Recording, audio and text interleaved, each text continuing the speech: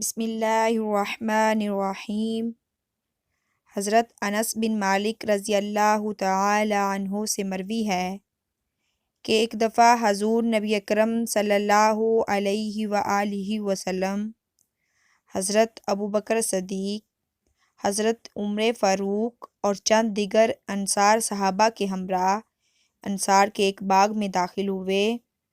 حضرت انس رضی اللہ تعالی عنہ بیان کرتے ہیں کہ باغ میں بکریاں تھیں۔ انہوں نے آپ صلی اللہ علیہ وآلہ وسلم کو سجدہ کیا۔ حضرت ابوبکر صدیق رضی اللہ تعالی عنہ نے عرض کیا، یا رسول اللہ صلی اللہ علیہ وآلہ وسلم، ان بکریوں سے زیادہ ہمارا حق بنتا ہے کہ ہم آپ کو سجدہ کریں۔